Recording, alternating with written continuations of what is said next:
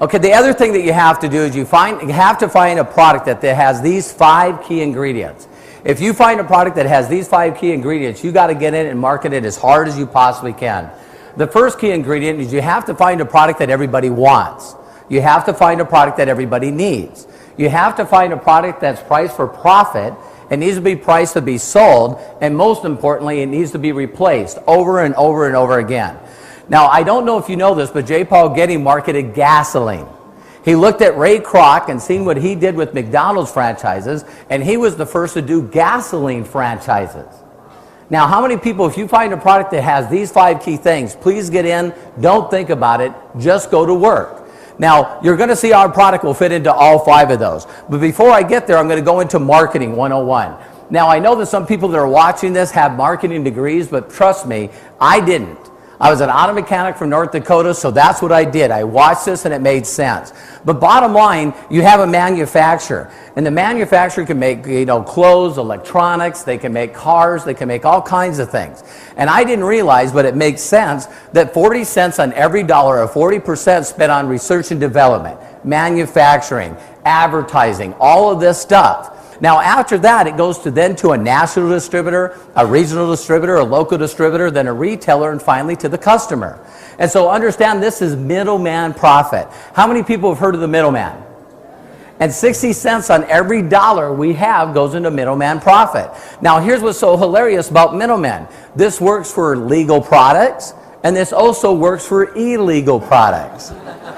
See, I have a lot of friends that are still trying to find the manufacturer. You know what I mean? And some of you will get that and some of you don't. That's okay.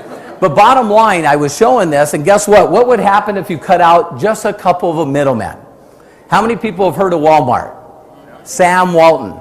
Do you know this? If you look up in Forbes magazine, Sam Walton, if he wouldn't have died, Bill Gates would have never became the wealthiest person in the world. You can go on Forbes right now and look at the 20 wealthiest people, and if you look at all his children, add up all their wealth, they're worth more than Bill Gates. Is that amazing? And Sam Walton came up with a great idea. What he did is he went directly to the regional distributor and said, listen, I want to buy directly from you. And they said, no, you can't do that. And he goes, why not? And he said, because we sell to the local distributor, you have to buy from them. And he said, well, I only wanted to buy 1 million of them. And the person says, you're my new friend.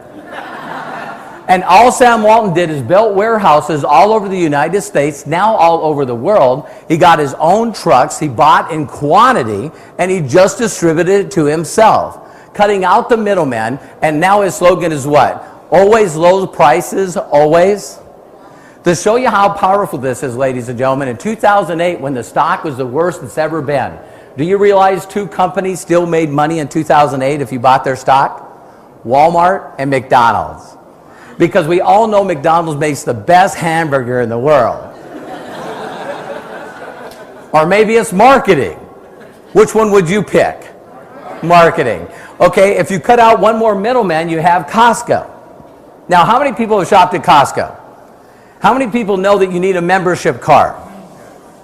$50 for a membership card allows you to buy at wholesale. Then you could sell it if you wanted to at retail. Now, how many people in this room have ever seen someone pushing a cart that had so much peanuts on it, it's unbelievable? Or Snickers. See, it was because of Costco, ladies and gentlemen, that they had to put on the package, not sold individually.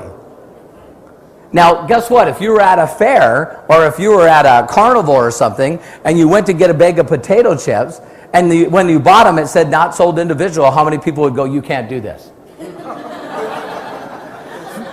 See, you wouldn't do it. You would just buy them because you're hungry. And so guess what? They had to do that because of the Costco model. Now listen to this point because it's very important.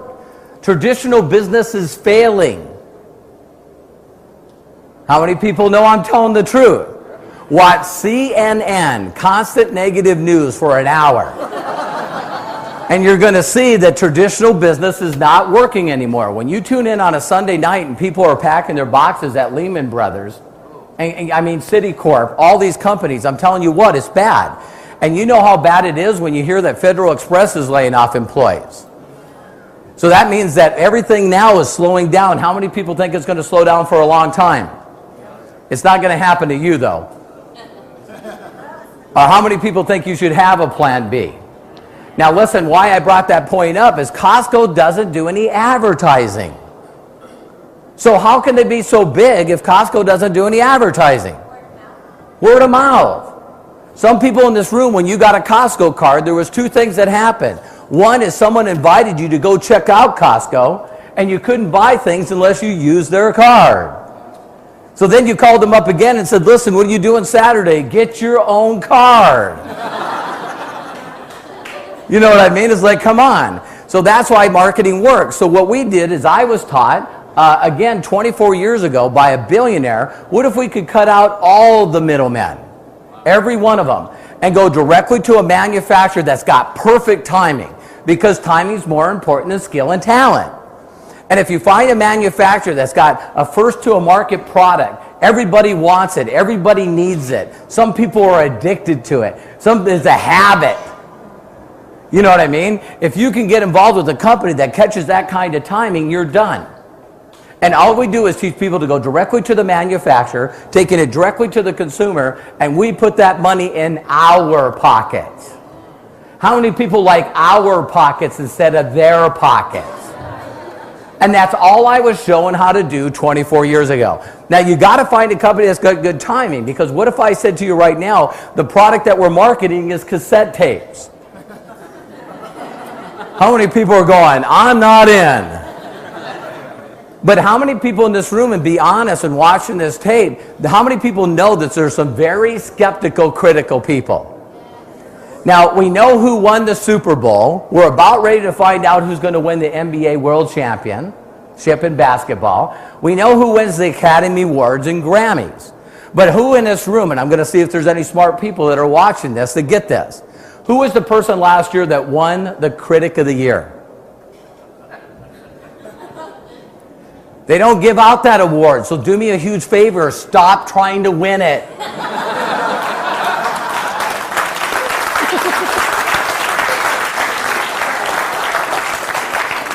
Why is it the most unhappy people in the world are the most skeptical people? Well, I'm skeptical. I'm a little critical.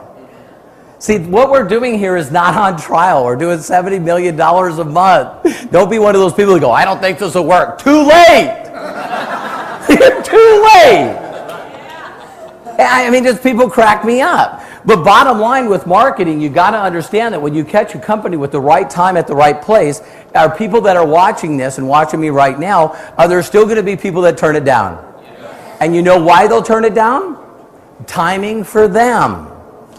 So this is perfect timing for some people, but some people it's not perfect timing. But you still know that people that are watching this that are critical and cynical. Think about this. What if you were the same age you are now, same room, same time, but we could move this all 6 years ago? And I stood up here and I said, the company that I'm marketing is a company called Apple.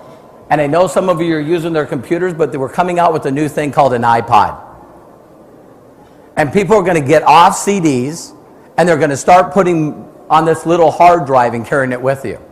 Do you know there's people in this room that go, it ain't going to work? You know who you are. You know who you are, because you're the same people that tell all your family and friends you'll never get a cell phone. Oh, I'm never going to get a cell phone. And then you see them, they got one. You go, what's that? Oh, it's for emergency purposes.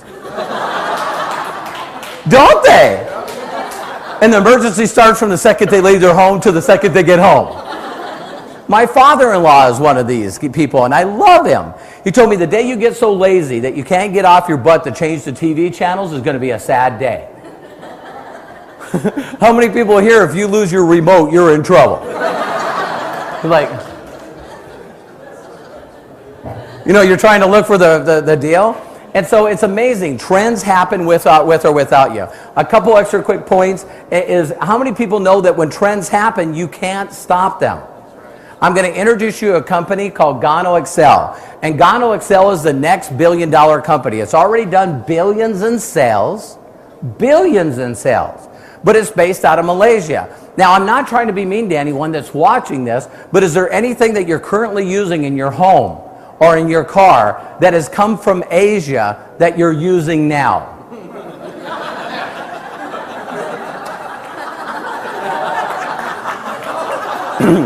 Yeah, and there's still going to be some people, yeah, isn't that good? you.